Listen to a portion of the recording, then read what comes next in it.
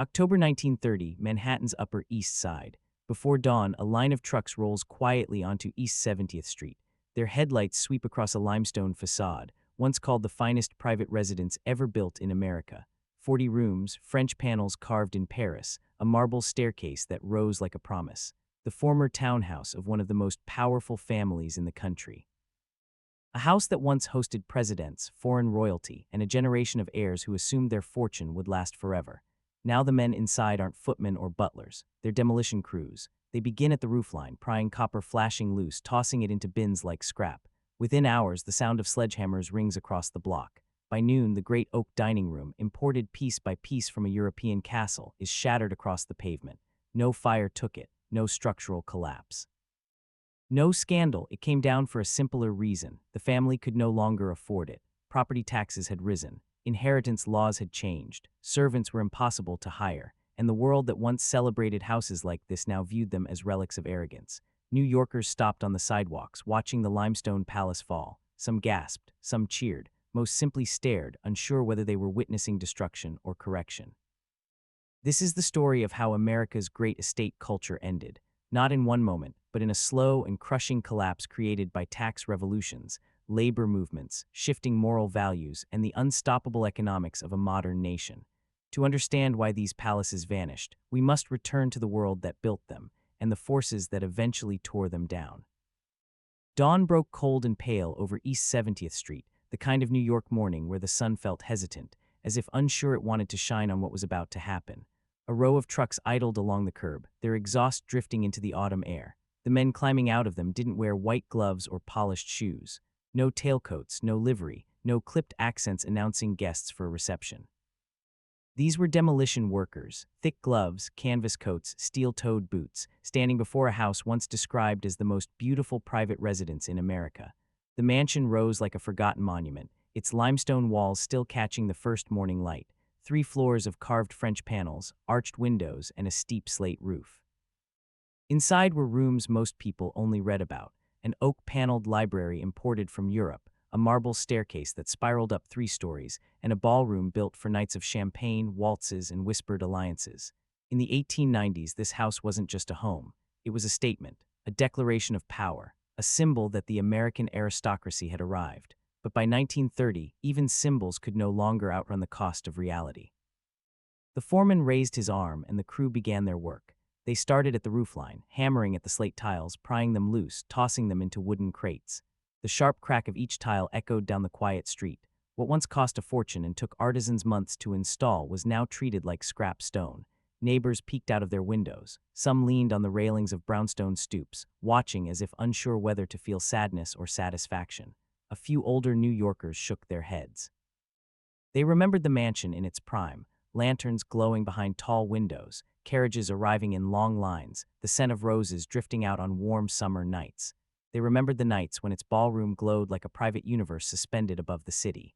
Back then, the people inside seemed untouchable, but no fortune is truly untouchable. The crew moved inside, removing chandeliers, stripping gilt molding, pulling down velvet drapery that once framed the city's most exclusive gatherings. Onlookers whispered as marble steps shattered under the weight of sledgehammers.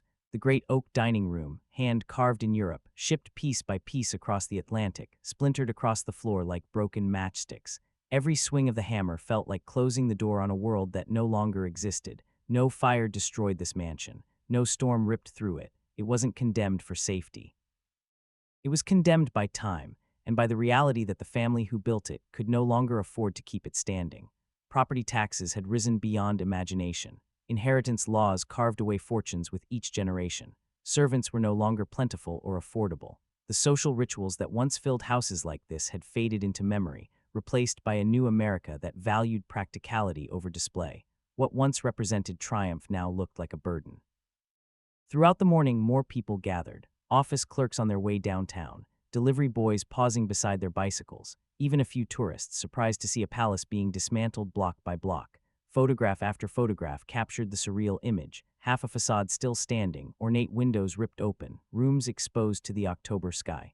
The truth hung in the air as dust drifted across the pavement. This was not just the end of a house. It was the end of an entire way of life.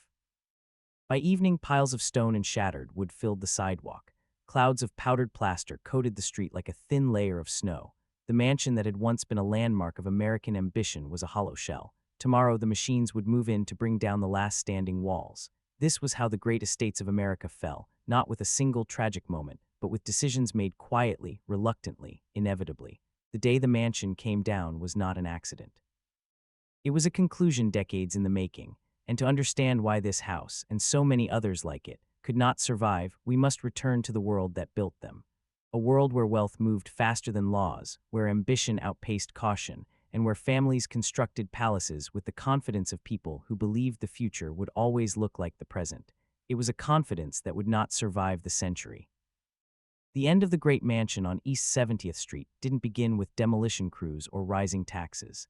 Its downfall started decades earlier, in the chaotic years after the Civil War, when America was a country rebuilding itself, geographically, economically, and psychologically. Out of that turbulence emerged something entirely new: fortunes so vast, so fast, and so concentrated that no generation before had seen anything like them. And from those fortunes came the families who would redefine wealth, ambition, and the architecture of the nation. When the Civil War ended in 1865, the United States stood at an unfamiliar crossroads. More than 600,000 men were dead, the South lay in ruins, and the federal government faced questions no one had prepared for. But amid the wreckage, one force quietly gathered momentum: industry. Steel mills roared to life. Railroads stretched across the country. Oil wells lit the night with new promise, and men who understood opportunity began shaping a new America, not through politics or tradition, but through money. Before the war, the country had been a collection of loosely connected regions. The North manufactured goods, the South grew cotton. The West was not yet fully imagined, but railroads changed that. They connected distant markets, carried fresh possibilities on steel tracks, and turned isolated towns into bustling hubs overnight. With every new line laid across the continent, fortunes changed hands, and a few men seized the moment with extraordinary speed. Among them were the industrial titans whose names would soon become synonymous with power. Railroads produced the first American millionaires on a scale unimaginable even a decade earlier. These men didn't simply make money, they built systems that touched every corner of the country. Their wealth rose not in generations, but in explosions. And with that wealth came a desire for something deeper: legitimacy. Unlike European aristocrats, who inherited titles and estates that stretched back centuries, America's new rich came from steamships, furnaces, mines, and factories. Their hands, or their fathers' hands, had touched labor. Their money was young, raw, and often considered uncultured by older families who traced their lineage to colonial merchants and old Manhattan landowners. But the industrialists had little interest in waiting for acceptance. If old families wouldn't open their doors, the new barons would build their own. They wanted houses that matched their fortunes, houses that didn't just shelter families but announced them, houses that served as proof that America's aristocracy had arrived not through nobility, but through ambition. By the 1870s, the shape of this ambition became literal: palaces. Not country estates, but grand city mansions built on the most valuable land in America. Fifth Avenue, once a quiet stretch of scattered brownstones and empty lots, transformed into the stage where the country's wealthiest families competed to define what American luxury meant. Brick houses gave way to limestone imports. Modest facades were replaced by French chateaux. Interiors that once held simple parlors exploded into three-story halls, gilded ballrooms, and libraries carved from European oak. These were not homes built for comfort. They were built for victory. The industrialists who commissioned them had fought for control of entire industries. They had forced competitors into ruin, smashed monopolies, or created their own. Conflict was familiar to them, whether in the boardroom or the courtroom. Now that battle instinct turned toward architecture. If one man built a grand mansion, his neighbor built a larger one. If a family imported marble from Italy, another imported Renaissance ceilings from France. The race to outdo one another became the silent roar behind every blueprint. This era, often called the Gilded Age, was defined by an imbalance so stark that the numbers alone feel impossible. The wealthiest 1% owned more than the bottom 90% combined. Millionaires walked through ballrooms lit by 1,000 candles while factory workers collapsed from exhaustion in the tenements below. Yet the elite believed it was all part of progress, America rising through innovation, efficiency, and ruthless competition. And they believed firmly that their world would last. Generations would inherit these estates, they thought. Their names would shape the country. Their houses would stand for centuries.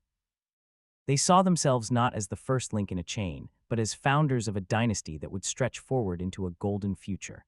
What they did not see, what perhaps they could not have seen, was that they were building on unstable ground. The same forces that created their fortunes would later destroy them: unregulated markets, rising labor anger, shifting government policies, and a public growing weary of ostentatious display. The world that made their wealth possible was already beginning to change beneath their feet. For now, though, that change was hidden behind gilded doors. The new American dynasties believed they were untouchable. They believed that money, once acquired, would always stay where it landed. And they believed their grand palaces were the beginning of America's new aristocracy. They were wrong.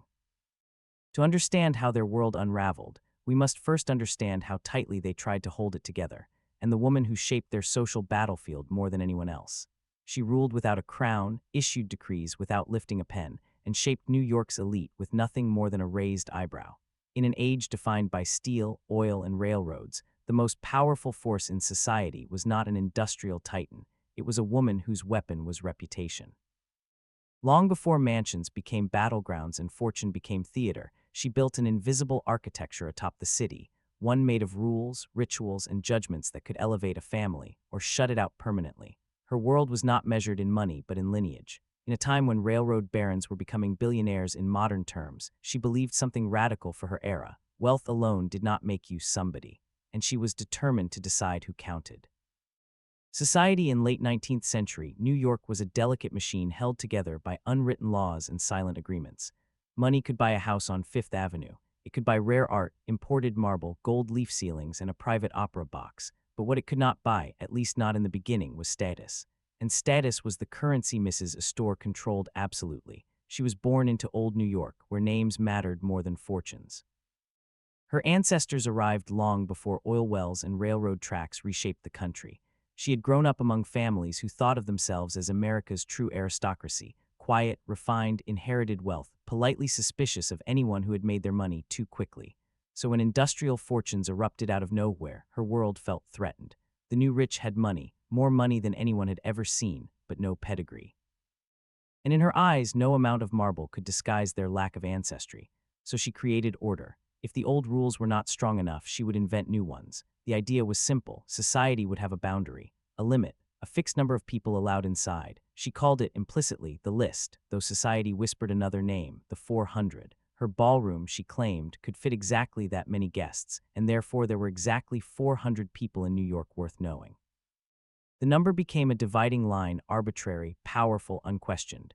Once she declared the boundary, she became its gatekeeper. For the old families, the Livingstons, the Schermerhorns, the Stuyvesants, admittance was automatic. They had been wealthy for generations. Their names filled the city's early ledgers. They had nothing to prove. For everyone else, acceptance was a long, deliberate, sometimes humiliating campaign. The new money families, the Vanderbilts, the Goods, the Clarks, needed entry not merely for pride but for business alliances, marriage prospects, and legitimacy.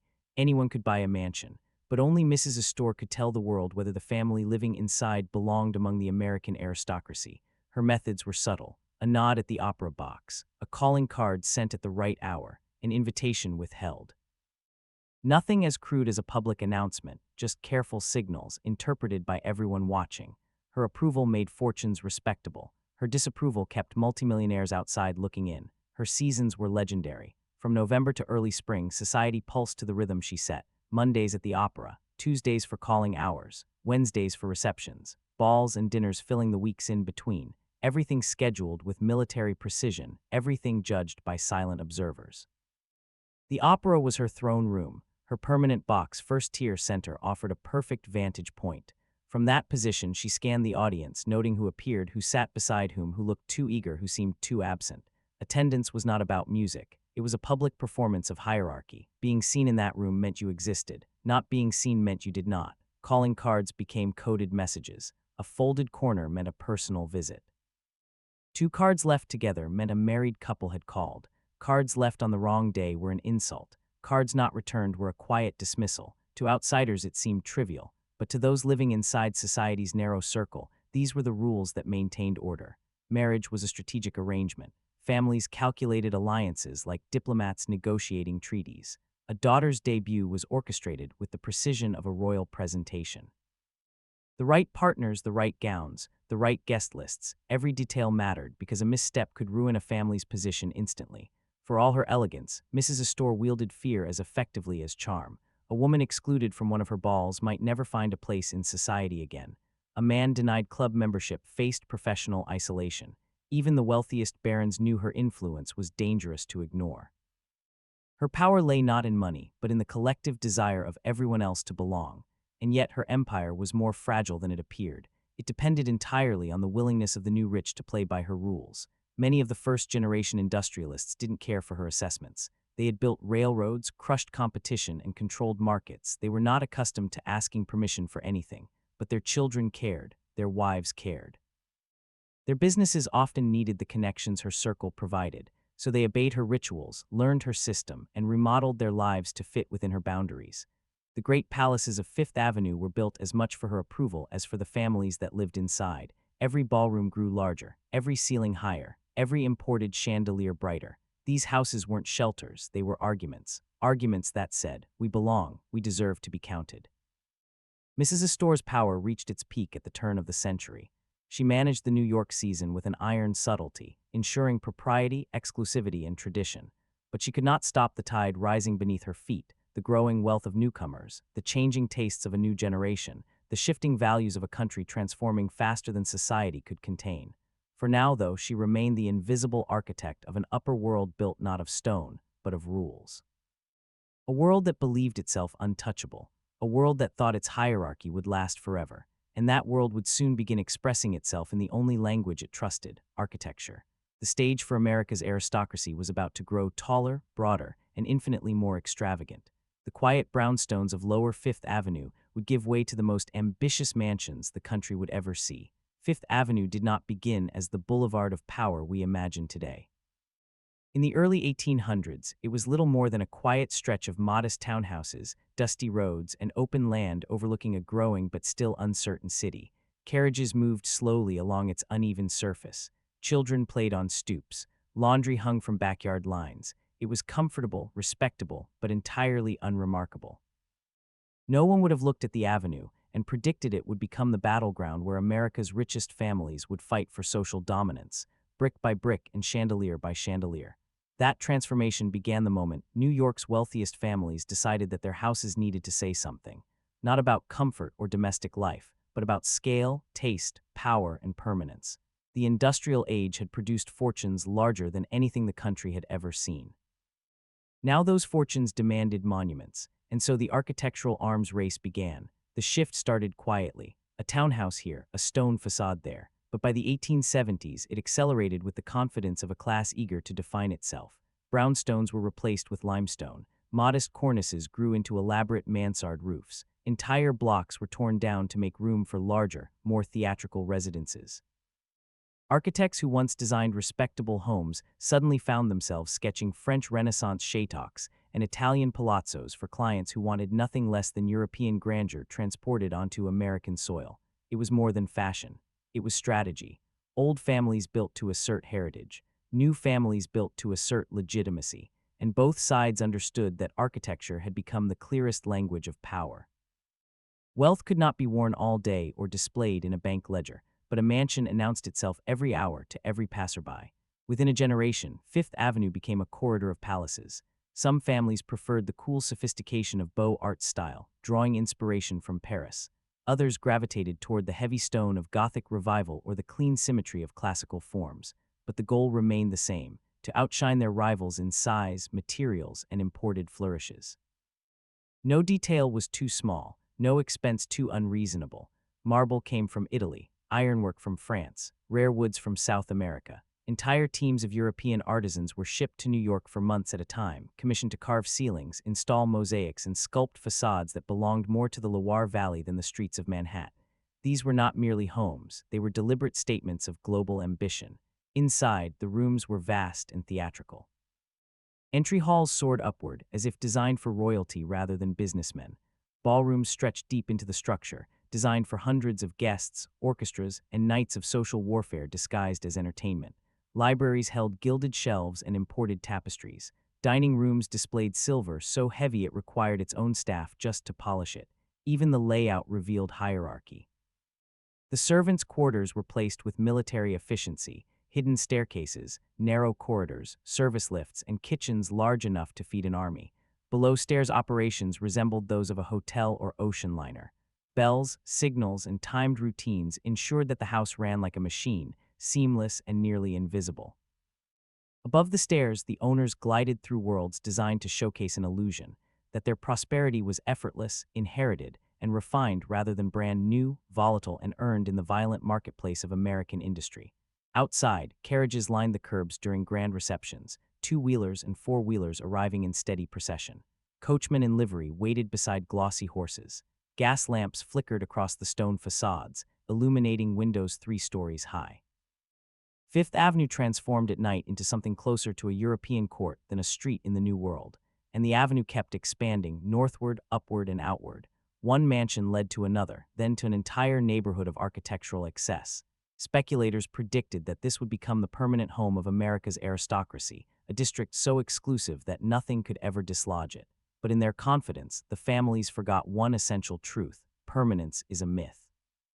Even as they built these monumental homes, cracks were forming beneath the surface. Social tensions rose, labor movements gathered strength, new laws loomed, promising to reshape the economy that funded this grandeur. The public's attitude toward the wealthy shifted slowly, then sharply, as the contrast between Fifth Avenue's palaces and the struggling tenements downtown became impossible to ignore.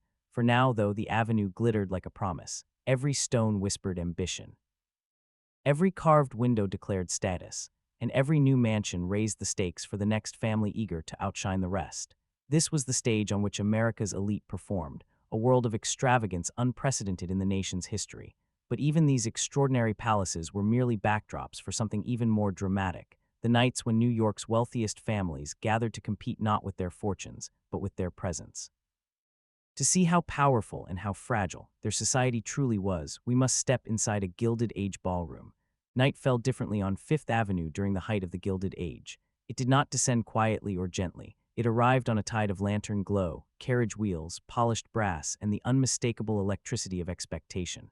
For New York's wealthiest families, a grand ball was more than an evening of entertainment. It was a battlefield, velvet-lined, gold-trimmed, musically orchestrated, and meticulously curated. Every gesture carried weight, every gown was a statement, every invitation was a verdict, and nothing revealed the inner machinery of high society more clearly than one of these nights. Preparations began weeks before the event. Dressmakers worked from dawn until the edge of exhaustion, stitching gowns in silk the color of moonlight or deep emerald velvet cut to catch the flicker of gas lamps. Jewelers polished tiaras, necklaces, and brooches, each piece carefully chosen to send a message: lineage, wealth, ambition, or quiet defiance. Florists received orders large enough to overwhelm entire storefronts: orchids from Asia, roses from France, lilies from California, shipped across continents to bloom for only a few hours. Inside the mansion hosting the ball, the transformation was even more dramatic. Servants scrubbed marble floors until they shone like mirrors. Chandeliers were lowered from the ceiling so that teams of maids could polish each crystal by hand.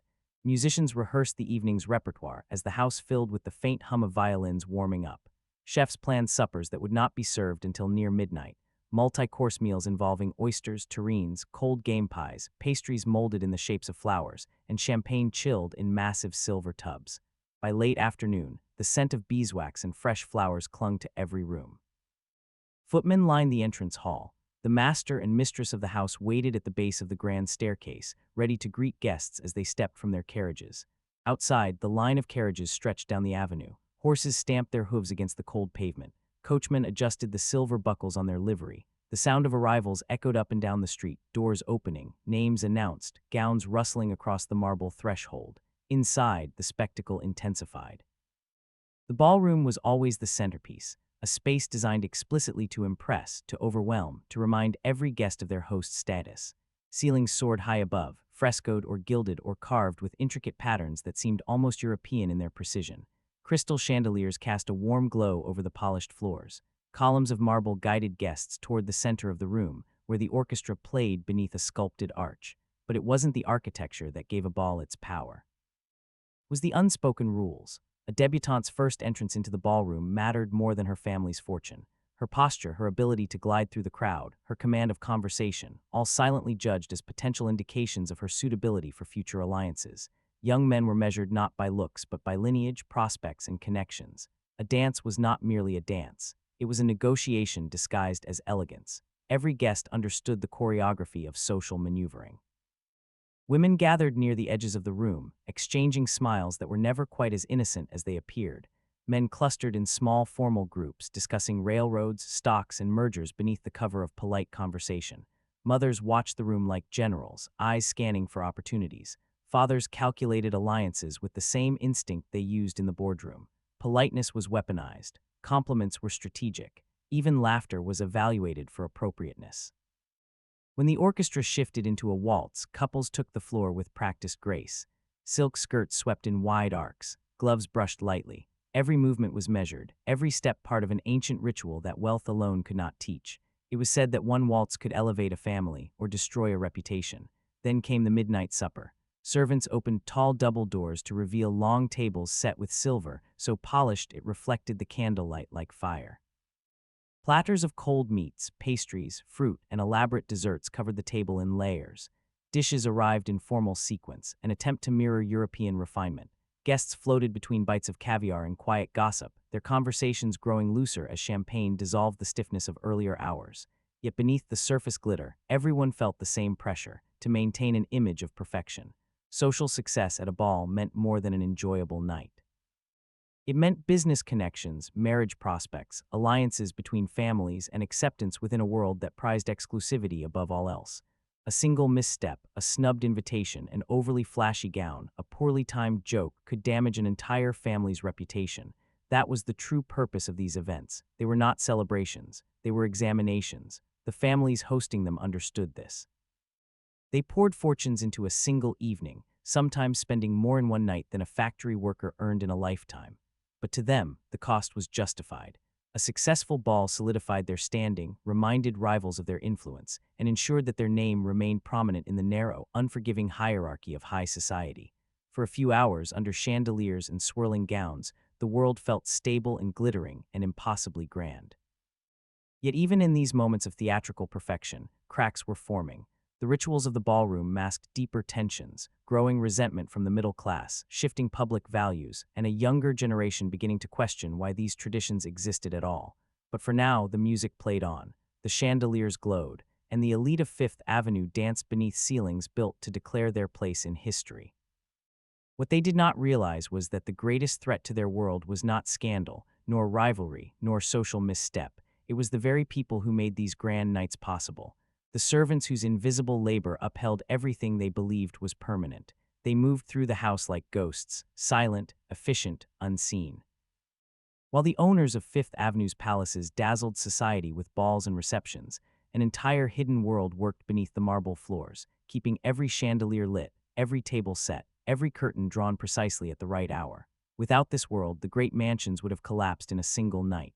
And yet the people who made them possible lived lives so separate, so distant, that it was as if they occupied a parallel universe. To step below stairs was to enter a different reality. A visitor descending the narrow servant staircase would move from silk carpets to bare floorboards, from gold-trimmed ceilings to plain plaster, from expansive ballrooms to cramped hallways where the air smelled of coal, starch, and soap.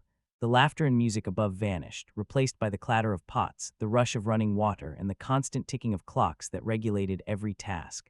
This world did not sleep. It did not slow. It did not forgive mistakes. At the top stood the housekeeper, the quiet general of the household. She ran the domestic machine with a precision that rivaled the factory floors where many of her workers once labored. She inspected rooms, managed linen inventories, oversaw maids, and memorized the preferences of every member of the family upstairs. She knew which brand of soap the mistress preferred, how the silver should be arranged for formal dinners, and which flowers irritated certain guests. If the family appeared effortlessly elegant, it was because she made it look that way. Beside her operated the butler, a figure of perfect control. His job demanded grace under pressure, immaculate attire, and an encyclopedic knowledge of wines, etiquette, titles, and the subtle hierarchies of visiting dignitaries. He directed footmen with discreet hand signals, ensured dinner service flowed without interruption, and guarded the front door like a ceremonial sentinel. To the family, he was the embodiment of polite service. To the staff, he was authority incarnate.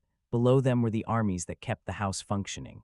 There were the chambermaids who rose before dawn to light fires in bedrooms, change sheets, dust furniture, and sweep floors before the family woke.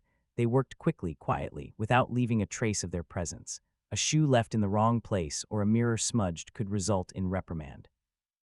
There were the kitchen maids, young girls whose days began long before sunrise.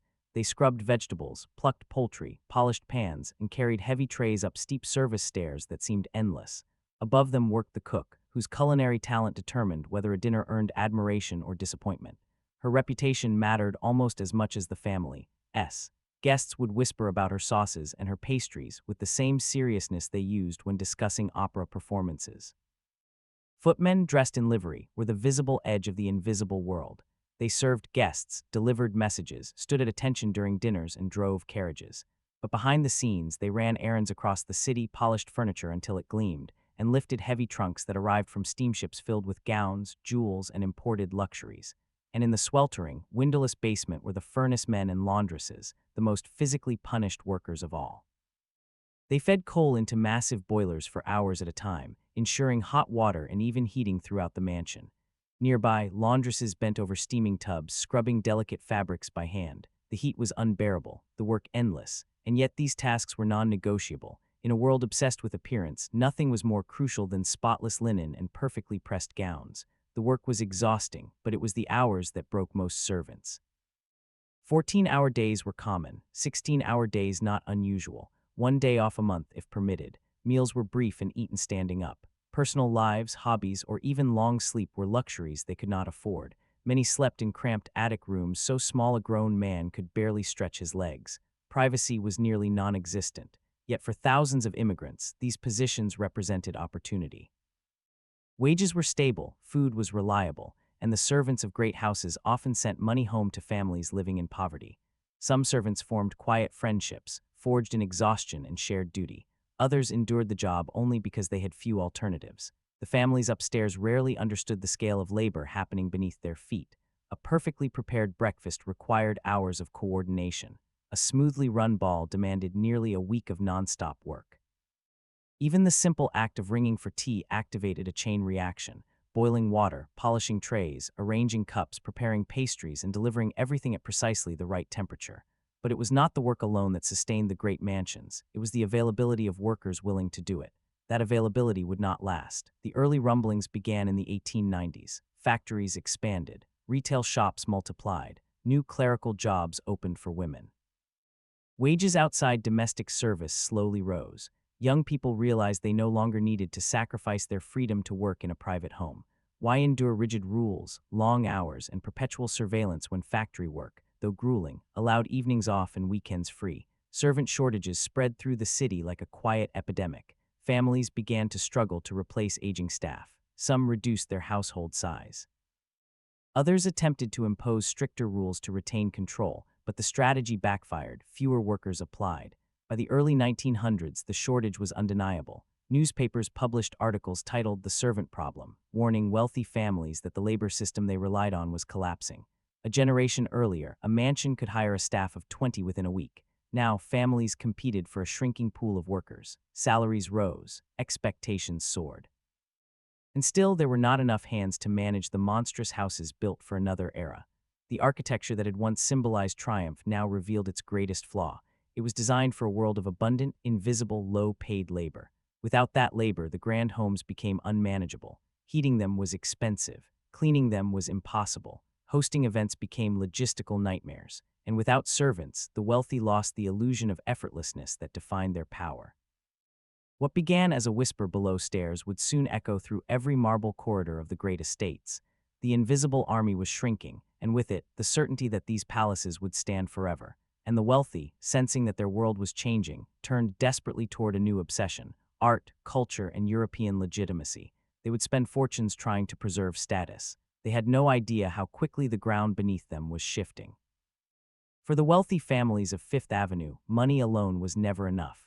They had built their mansions to rival European palaces, filled their ballrooms with chandeliers and orchestras, and surrounded themselves with servants who kept every surface gleaming. Yet beneath the confidence and extravagance, a quiet insecurity lingered, one that could not be soothed by marble staircases or society invitations. American wealth was new. European wealth was ancient. And no matter how large their fortunes grew, the families of the Gilded Age knew that in the eyes of the old world, they were still merely wealthy merchants playing at aristocracy. So they looked across the Atlantic for something money could not manufacture: legitimacy. Europe had centuries of culture, lineage, and royal patronage. America had railroads and coal dust. To bridge the gap, wealthy Americans embarked on a mission unlike any in their country's history. They bought culture not in pieces, but in rooms, estates, collections, and entire fragments of civilizations. Their ambition wasn't simply to decorate their homes, it was to rewrite their own place in history. It began with art dealers, clever, persuasive men who sensed opportunity in the insecurities of the newly rich. They traveled between Paris, London, Florence, and New York, whispering stories of aristocratic estates falling into decline, noble families selling treasures at quiet auctions, and masterpieces waiting to be rescued. These dealers understood their clients perfectly: industrial titans who controlled markets but craved refinement, men who had earned millions but hungered for acceptance, and women who needed old-world grace to solidify their family's place in American society. They sold not just paintings, but narratives. A portrait wasn't merely a portrait, it was formerly in the collection of a French duke. A set of chairs wasn't merely furniture, it was commissioned for a Milanese palace. A tapestry was woven during the reign of Louis XIV. These stories mattered as much as the objects themselves. They carried the scent of Europe, the weight of history, the illusion of inherited taste. Before long, Manhattan became the greatest importer of culture the world had ever seen. Entire rooms were dismantled in European castles, carefully numbered, crated, and shipped across the ocean. Oak panels from English manors arrived with their original carvings intact. Marble fireplaces from Florence were rebuilt inside Fifth Avenue libraries. Doors, ceilings, stair railings, anything that could be removed found its way into American palaces, where it was installed with pride, as if it had always belonged there. Wealthy families competed relentlessly for the rarest pieces. One family secured an entire Renaissance gallery. Another purchased a dining room built in France in the 1700s. Others assembled collections of Flemish tapestries, Greek pottery, and Baroque sculptures. Auction houses in London and Paris thrived on the frenzy, feeding the appetites of American millionaires who now viewed collecting as essential to their identity. Art became a weapon in the social war. Those with the most impressive collections gained immediate prestige. An invitation to tour a private gallery was an honor.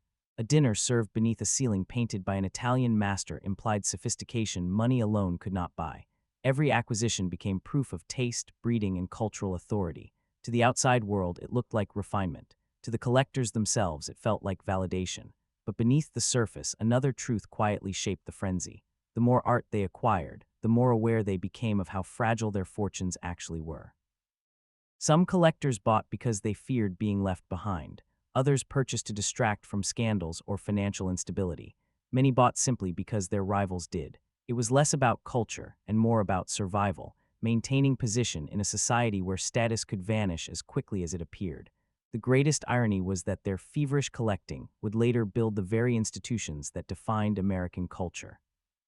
Museums in New York, Boston, Philadelphia, Chicago, and Washington owe their most prized pieces to Gilded Age families desperate to seem distinguished. When their fortunes weakened and taxes rose, many donated their collections, ensuring their names lived on even as their estates disappeared. But in the late 19th century, the future was still invisible. All they saw was the present, a world where art, antiques, and European grandeur served as armor against insecurity. Where marble busts and gold-framed portraits were used not to enrich the mind, but to mask the fear that their glittering world was built too quickly and too high. They bought culture as if it could hold back time, change public opinion, or secure their legacy forever. But all the art in Europe could not protect them from what was coming. Because far beyond the polished galleries and velvet-lined halls, a different force was gathering momentum, one that would alter public perception of the wealthy and begin the long erosion of their power.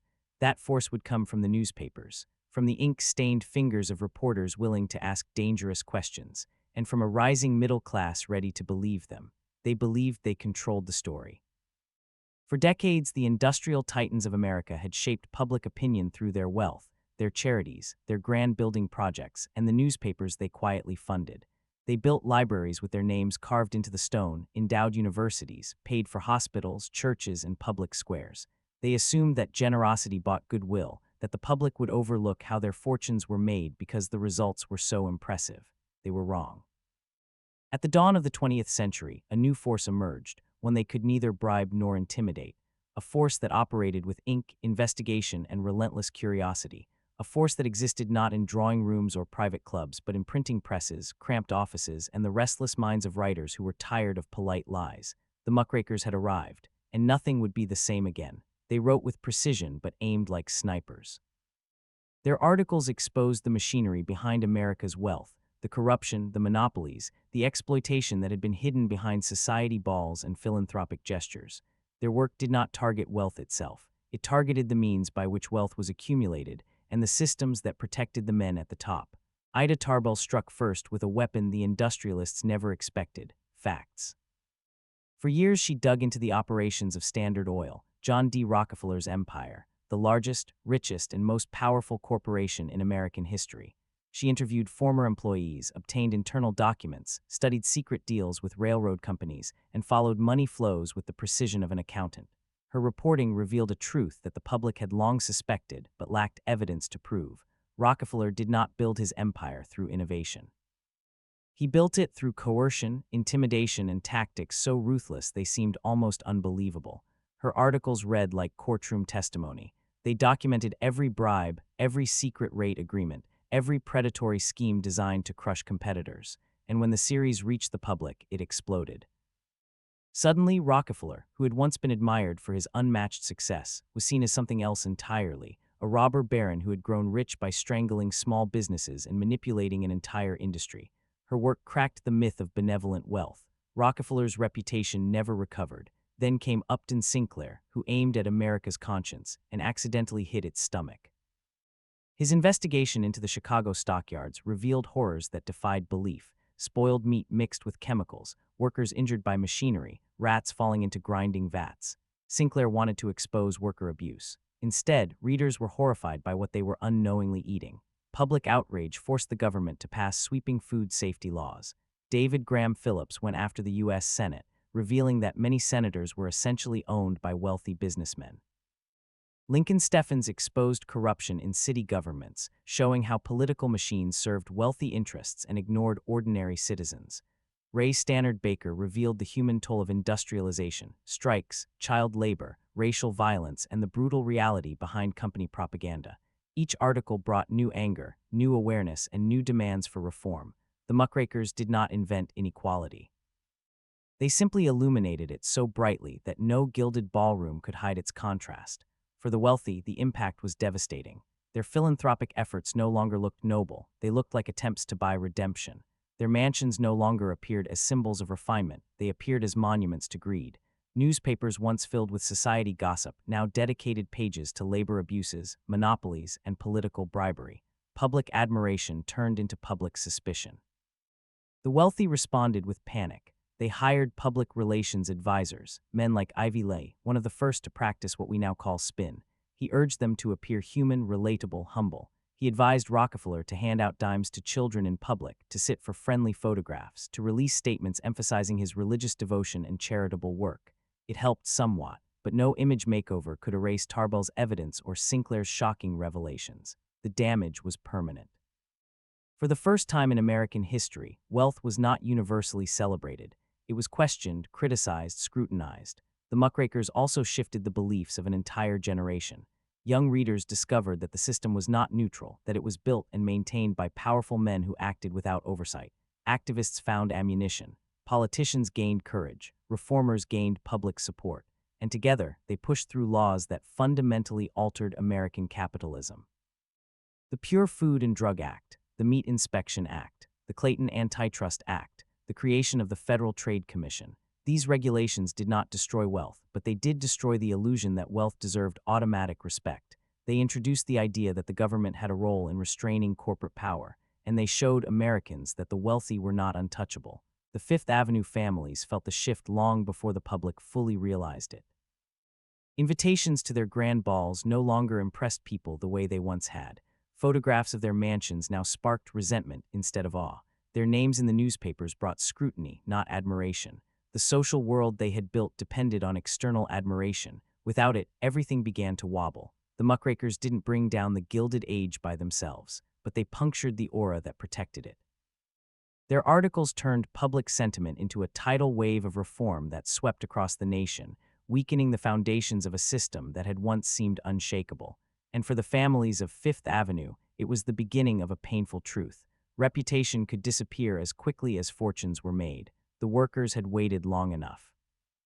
For decades, they had endured low wages, long hours, dangerous factories, and company towns where the bosses controlled everything, from the price of rent to the cost of bread. While the elite families of Fifth Avenue threw balls costing more than a worker earned in a lifetime, the people who powered America's industrial machine lived in cramped rooms, ate cheap food, and hoped each morning they would return home with all their fingers. By the 1890s, patience was gone. Anger had replaced it. And across the country, the first tremors of revolt began to shake the foundations of Gilded Age power. It started on the railroads, the arteries of the American economy. In 1877, the Baltimore and Ohio Railroad announced yet another wage cut. Workers had already endured multiple reductions, each justified as necessary, even as executives collected bonuses. This time, they refused to accept it. They walked off the job. The strike spread like wildfire. Within days, train yards shut down from Maryland to Illinois. Tracks lay silent. Freight sat unmoved. Cities felt the choke of halted commerce. The wealthy called it anarchy. The workers called it survival. When state militias opened fire on strikers in Pittsburgh, killing 20, enraged workers torched railroad cars and destroyed millions in property. The strike lasted 6 weeks. It ended only when federal troops restored order. But it had revealed something terrifying to the elite. If workers stopped moving America, America stopped moving. Throughout the 1880s and 90s, the pattern repeated. Rail workers, miners, steelworkers, and factory laborers all reached breaking points. In Chicago's Haymarket Square, a protest for an 8-hour workday turned deadly after a bomb exploded. Panic swept the city. Police fired into crowds. The public blamed radicals, anarchists, immigrants. But underneath the fear, another truth was becoming harder to ignore. Working people were desperate, and desperation made them unpredictable. Then came Homestead in 1892, the strike that exposed the brutality of Gilded Age capitalism more clearly than any newspaper article ever could. At Andrew Carnegie's steel plant, workers resisted wage cuts. In response, Henry Clay Frick hired 300 armed Pinkerton agents to seize control of the factory. When the Pinkertons landed by barge, they were met by angry workers who refused to surrender their livelihoods without a fight. Shots rang out. 10 men were killed, dozens wounded. Newspapers carried the images nationwide, boats on fire, men bleeding in the mud, workers battling corporate armies. Carnegie, vacationing safely in Scotland, claimed innocence. Nobody believed him. His reputation, like the foundations of the Gilded Age, was beginning to crack. Just 2 years later, another explosion hit, the Pullman strike. When the Pullman company slashed wages but refused to reduce rent in its model town, workers rebelled. Eugene V. Debs and the American Railway Union backed them, refusing to handle Pullman cars. Within weeks, train traffic across the entire country collapsed. This time, the federal government intervened brutally. Troops marched into Chicago, bayonets fixed. Clashes erupted. Trains burned. Debs was arrested. But while the strike failed, the message did not. Workers had power. Organized workers had even more. Meanwhile, middle-class Americans were waking up to the imbalance. The muckrakers had revealed what the wealthy wanted hidden. Now newspapers printed stories of children working in mines, women sewing until their fingers bled, families surviving on scraps while corporations reported record profits. Public patience was dissolving. Politicians noticed. Reformers gained momentum. Progressives pushed for limits on working hours, workplace safety rules, and the right to unionize. For the first time, the federal government began seriously considering laws to restrain corporate power. And then came the single most devastating blow to Gilded Age fortunes, the 16th Amendment. Ratified in 1913, it created the federal income tax. It was modest at first, 1% on high incomes, up to 7% for the richest. But the wealthy understood the danger immediately. If the government could tax income, it could raise those taxes anytime. It could even tax inherited wealth. The era of untouchable fortunes was over. When World War I erupted, tax rates skyrocketed. By 1918, the richest Americans paid 77%. It was unthinkable, but unavoidable. The money that once built mansions now went to the U.S. Treasury. The disposable income that had funded balls, opera boxes, servants, and art collecting shrank dramatically. Inheritance taxes followed, slicing fortunes further each generation. The old system where wealth simply accumulated was dismantled. Meanwhile, labor unions grew stronger. Strikes became more organized. Public sympathy increased. The wealthy were losing both money and moral authority. By the 1910s, the Fifth Avenue families could feel the tide turning. Their position at the top of American society was no longer secure. The system that had fed their rise, cheap labor, no taxes, no regulation, was under siege from every direction. Workers were fighting, journalists were exposing, politicians were reforming, and the public was watching. For the first time, the families behind the opulent mansions sensed something they had never felt before. The world was changing without their permission. The war began an ocean away, but its shockwaves hit Fifth Avenue harder than anyone expected. When Europe erupted in flames in the summer of 1914, America watched from a distance, curious, sympathetic, but confident that this was a foreign disaster, something tragic unfolding across the Atlantic. The wealthy continued hosting dinners. Opera season opened on schedule. Society pages still described gowns and guest lists with breathless admiration. But the illusion of distance was temporary. The world that had created the Gilded Age was about to be shattered, quietly at first, then violently, then permanently. Because the First World War did not simply kill millions of soldiers, it killed an entire worldview. For a century, the American elite had modeled themselves on Europe's aristocracy. They copied its fashion, its architecture, its traditions, its exclusivity. Their daughters married British lords. Their homes were built as French chateaux. Their etiquette books referenced English country house rules. But now the very people they idolized were dying in trenches, sons of dukes and earls, heirs to centuries of lineage. Educated at Oxford, raised in palaces, now knee-deep in mud, fighting machine guns and artillery shells. Entire aristocratic families lost their last male heirs in battles with names Americans struggled to pronounce. Ypres, Gallipoli, Verdun, the Somme. Suddenly, Europe didn't look like a model of refinement. It looked fragile. Breakable, human, American millionaires looked across the ocean and saw a sobering truth. Centuries of inherited status meant nothing in the face of modern warfare. Titles did not protect anyone from poison gas. Ancestry could not stop bullets. Nobility could bleed, die, and vanish from history just like anyone else. It was the first crack in the psychological foundation of the Gilded Age. Then another shock came, one far closer to home. The war demanded unprecedented national mobilization.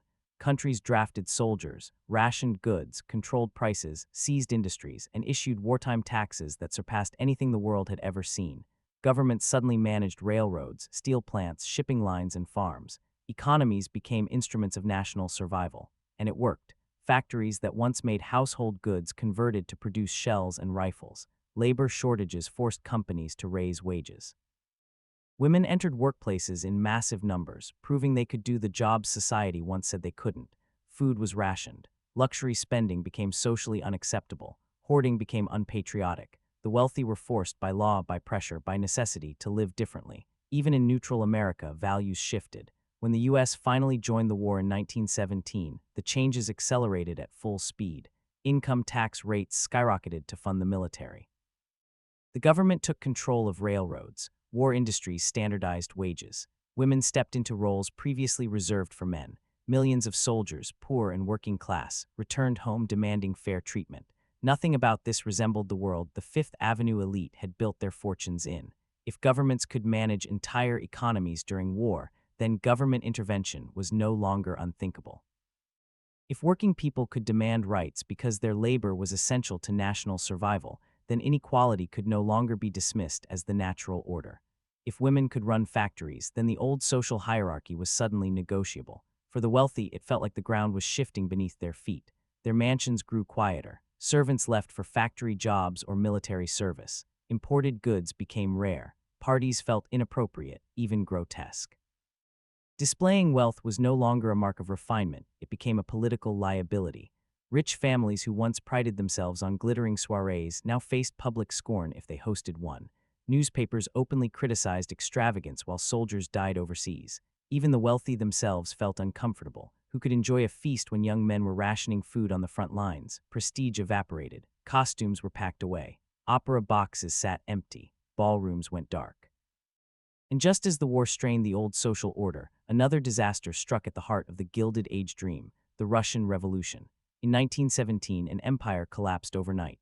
The Tsar, once considered one of the most powerful men on earth, was overthrown. His palaces were looted, his wealth seized. Entire aristocratic families fled into exile with nothing but what they could carry. American elites watched with horror. If it could happen to the Romanovs, could it happen to them?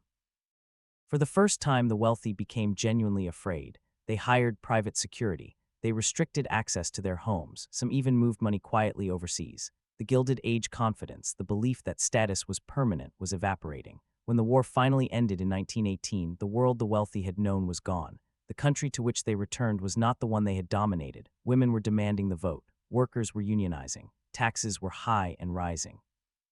Government intervention was widely accepted. Young veterans had no patience for inherited privilege.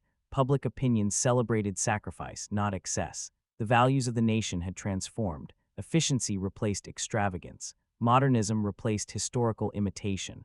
Collective effort replaced individual display. Nothing illustrated this shift more clearly than the houses themselves. Fifth Avenue's palaces, built with the assumption that they would stand for centuries, now seemed like relics from another planet. Their massive rooms were impractical. Their staff requirements were impossible. Their taxes were crushing. Their symbolism was embarrassing. They were monuments to a world that no longer existed, and soon their owners would face a decision that once seemed unimaginable: keep the past or survive the future. The war had not just shattered Europe. It had shattered the illusion of permanence in America's Gilded Age, and its effects would come crashing down on the families who once believed their dynasty could withstand anything. He inherited a palace and immediately knew he could never live in it. When Cornelius Vanderbilt III became the owner of his grandfather's mansion in 1926, he stood at the threshold of a home that had once symbolized everything the Gilded Age promised: power, permanence, and unimaginable wealth. Its limestone walls stretched an entire city block. Its ceilings soared like cathedral vaults. Its rooms, 130 in total, had been crafted with European precision and American ambition. It was the largest private residence ever built in Manhattan. It was the crown jewel of Fifth Avenue. It was a monument to the Vanderbilt dynasty, and it was completely useless. Because by the 1920s, owning a mansion like this was not a privilege, it was a financial nightmare. The annual property tax alone was more than $30,000. Heating, electricity, repairs, insurance, coal delivery, and minimal staffing pushed yearly expenses beyond $100,000. To actually live in the house required at least 30 to 50 servants, another $100,000 in wages. And this was before buying food, replacing furniture, or hosting even a single dinner party. Cornelius III was wealthy, but not that wealthy. No one was. Not anymore. The world his grandfather lived in, the world where fortunes went untaxed and labor came cheap, was gone forever. The income tax had changed everything. The inheritance tax had finished the job. Cornelius II, the man who built the mansion, lived in a time with no federal income tax. Every dollar he earned, he kept. He could reinvest endlessly, accumulate forever, and spend freely. By the time he died, the house was simply another ornament on an overflowing fortune. Cornelius III, however, inherited in a different era, an era where income was taxed, inheritance was taxed, land was taxed, luxury was taxed. Maintaining a palace was no longer a sign of prestige, it was an act of self-destruction. The Vanderbilt heirs ran the numbers, and reality hit like a wrecking ball. To keep the mansion afloat, they would need to sacrifice everything else. No one wanted to live in a 130-room labyrinth that devoured money. No one wanted to manage 40 servants in a country where servants had practically disappeared. No one wanted to be the last Vanderbilt trapped in a palace, becoming more of a museum than a home. So the family made the only rational decision: they sold it. The buyer was not another wealthy family. It was not a man seeking status. It was not someone who wanted to preserve the grandeur or heritage. It was Bergdorf Goodman, a luxury department store that wanted the land, not the mansion. The structure that took years to build, millions to decorate, and decades to symbolically define the Vanderbilt name was suddenly worth nothing more than the value of the dirt beneath it. Within months of the sale, demolition crews arrived. They started with the roof, breaking apart the slate tile by tile. Then they smashed through the upper floors. Limestone carvings, oak paneling, marble fireplaces, all reduced to rubble. Some pieces were salvaged and sold to collectors. Most were dumped as trash. New Yorkers gathered on sidewalks to watch it fall. Some mourned the loss. Others shrugged and walked past. Most simply stared, because even then it felt surreal.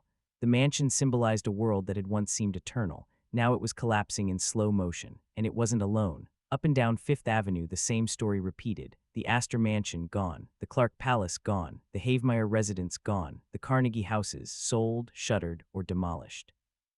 Dozens of palaces erased within a single decade.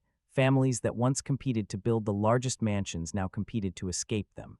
Every stone told the same story. The economics of the Gilded Age were dead. Servants were gone. Taxes drained fortunes. inflation raised costs. Modern life demanded efficiency, not grandeur. Trying to maintain a mansion was like trying to run a medieval castle in a world of skyscrapers. Even those who wanted to keep their homes had no realistic path forward. You couldn't convert these buildings easily. Rooms were too large, layouts too impractical, systems too outdated. Renovation often cost more than demolition. So one by one, the giants fell. Wrecking crews moved block by block, replacing palaces with Art Deco towers, department stores, commercial buildings, and luxury apartments. The new architecture was sleek, modern, and above all profitable. A single apartment building could house dozens of families and generate steady income. A mansion housed one family and generated none. The choice was obvious. Cornelius Vanderbilt III wasn't a failure. None of the heirs were. They were simply born into a world that no longer supported the fantasies of their ancestors. The Gilded Age had created mansions built on the assumption of unlimited money, unlimited labor, and unlimited stability. The 20th century delivered none of those things. By the time the last walls of the Vanderbilt mansion were knocked down, everyone understood the truth. The houses weren't falling because the families were weak. They were falling because the world had changed. The Gilded Age had ended, and its heirs couldn't afford to pretend otherwise. The wrecking crews did not just change a skyline, they erased an entire social order.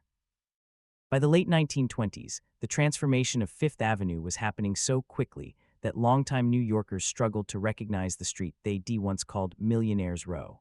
One by one, the great homes vanished. Chateaus, palaces, Renaissance villas, marble mansions carved with imported stone and built with egos large enough to fill entire blocks. They fell not in disasters or fires, but in broad daylight, under the blows of men who earned less in a month than the Gilded Age families once spent on flowers for a single ball. And what replaced them told the story more clearly than any historian ever could. Where French limestone facades had towered over the sidewalk, department stores rose with wide glass display windows. Where columned porticos once guarded private entrances, modern lobbies welcomed the public. Where carriages once lined up for society balls, delivery trucks now unloaded goods for thousands of customers. The street that once symbolized exclusivity was now built on accessibility. Bergdorf Goodman's new flagship, completed in 1928 on the exact site of the Vanderbilt mansion, became the perfect symbol of the shift. Its Art Deco design was elegant, modern, and confident. Instead of carved stone lions, it offered storefront windows. Instead of velvet-draped ballrooms, it featured cosmetics counters and jewelry cases. Instead of welcoming a list of 400 carefully selected social elites, it welcomed anyone with enough money to shop. Fifth Avenue had gone from private wealth to public commerce, from gilded palaces to open doors. The transition was so massive, so rapid, that people soon forgot the mansions had ever existed at all. But not everything was destroyed. Some Gilded Age structures survived, but only if they transformed. Henry Clay Frick's mansion became the Frick Collection, one of the most celebrated small museums in the world. Instead of serving French food to 100 guests, its dining room displayed Rembrandts. Its music room hosted art lovers, not society violinists. Its halls welcomed schoolchildren, historians, and travelers, people who would have never been allowed inside while Frick lived. J.P. Morgan's private library, once off limits to anyone outside a tiny social circle, became a public institution. The manuscripts he guarded are now studied by thousands each year. Other mansions found new identities, as clubs, schools, cultural centers, and museums. Public purpose gave them new life. Private luxury led to demolition. Public value led to preservation. That contrast became the final and most lasting lesson of the Gilded Age. Most of the great houses, however, did not survive. They were impractical for modern life. Their huge rooms were impossible to repurpose. Their outdated plumbing and wiring made renovation astronomically expensive. Maintaining them required servants who no longer existed. Heating them demanded coal that cost far more than any family could justify. Developers saw opportunity. Families saw relief. City officials saw progress. So the wrecking balls kept moving. In their place rose Art Deco towers like the Empire State Building, Rockefeller Center, the Waldorf Astoria, and countless modern apartments. These structures celebrated a different kind of ambition: corporate ambition, national ambition, collective ambition. They weren't built for one man or one family. They were built for thousands. The shift was unmistakable. The Gilded Age was about displaying wealth. The new era was about using land efficiently. The old world built palaces. The new world built buildings that earned their keep. In a way, the replacements were more democratic, more sustainable, and more reflective of the 20th century mindset. They represented growth, practicality, and progress. Even the architecture changed tone, from ornate, historic, and heavy to clean, geometric, and optimistic. A new America was rising on the rubble of the old. Newport was different. The summer cottages of Rhode Island survived not because they were practical, but because they were optional. They weren't burdened by Manhattan land values or year-round expenses. Families visited only in the summer, so staffing requirements were lower. Over time, many were sold to preservation societies or converted into museums, where tourists now wander through rooms that once hosted some of the most extravagant parties in the nation. The Breakers' Marble House, Rosecliff, these estates remain as time capsules, frozen in their glittering moment. They survived because their surroundings did not demand economic justification. Fifth Avenue had no such mercy. The disappearance of the mansions left a strange emptiness in the historical record. Few thoughts to fully document them before demolition. Photography was expensive. Preservation was not a priority. Most blueprints were lost. Many interiors vanished without a trace. Rooms carved by European artisans were smashed and hauled away like construction waste. Today, only fragments remain: scattered mantelpieces, door frames, chandeliers, pieces of staircases rescued by collectors or museums. They are relics of an age that assumed its architecture would last forever and never imagined a future where nobody wanted it. In the end, the fall of the Gilded Age mansions is a story about more than architecture. It is a story about impermanence. The fortunes that built them dissolved. The families who lived in them dispersed. The society that sustained them collapsed. The values that justified them were replaced. The labor that ran them disappeared. The world that admired them evolved. They were monuments to a moment, a brief, dazzling, excessive moment, when a small group of families believed their world was unshakable, yet their palaces lasted only a single generation. And the ones that survived did so not as symbols of private luxury, but as gifts to the public, transformed into libraries, museums, and cultural treasures. That may be the truest legacy of the Gilded Age. The wealth that served only itself vanished. The wealth that served others endured. The era ended, the mansions fell, the social order collapsed. But the stories, the cautionary tales, the cultural lessons, the fragile beauty of what once was, remain. The Gilded Age was built on glitter. The modern age was built on its ruins. Before we close, I'd like to ask you something. If you've enjoyed stepping into this forgotten world of marble halls, vanished fortunes, and the rise and fall of America's gilded dynasties, consider subscribing to the channel. It helps more than you know, and it allows us to keep bringing you the stories that history left behind. And I'd truly love to hear from you. What did this chapter of the Gilded Age make you think about? Which families, mansions, or vanished empires would you like us to explore next? Your thoughts, your comments, and your suggestions shape what we create here. So share your ideas below, and together, we'll continue uncovering the stories that built and broke the world of old money.